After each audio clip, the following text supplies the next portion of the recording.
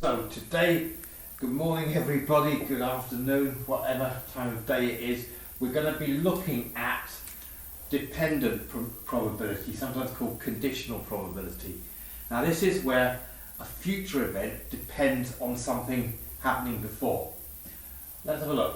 We've got a box containing 2 mango yogurts, 4 vanilla yogurts and 6 cherry yogurts. 3 yogurts are selected at random without being replaced. In other words, they're not being put back in the box. So you've got to calculate the probability that all 3 of the yogurts that you take out are vanilla.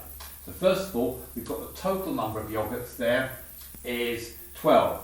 So how many are vanilla? We've got 4 vanilla, so we're going to do 4 over 12. Let's label it up properly. We're going to have probability of vanilla, vanilla, vanilla. It's going to be 4 over 12.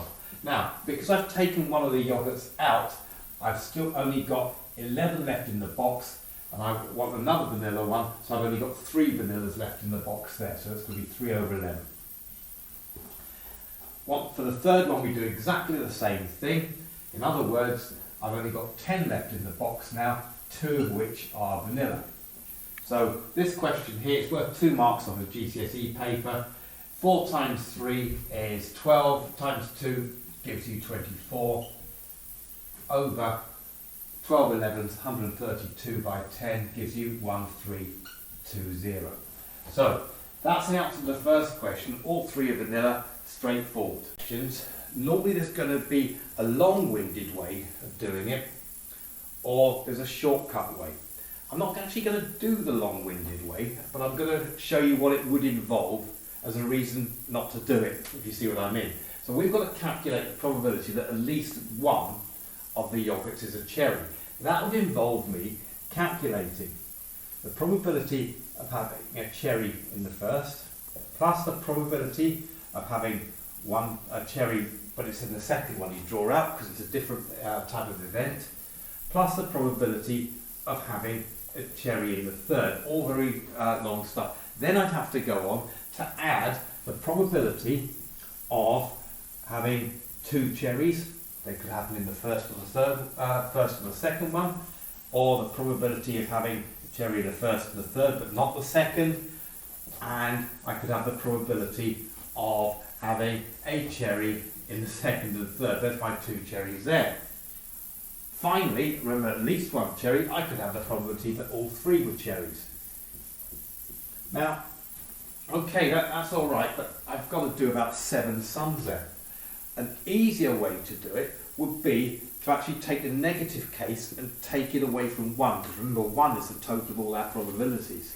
So it would be exactly the same thing. Why don't I do the probability of take away the probability of having no cherries.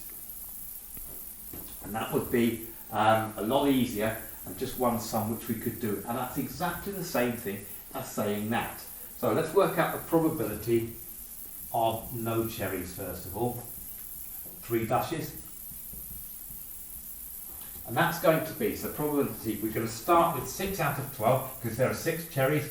There are 6 yogurts that aren't cherries, in other words the 2 mangoes and the 4 vanillas, times by 5 over 11 multiplied by 4 over 10, because remember each time I take a yogurt out that isn't a cherry, the number diminishes as we did before. And so we're going to have 6 times 5, which is 30, times by 4 gives me 120. That's going to give me 120, and our denominator is going to be the same one as what we've got over here, over 1,320.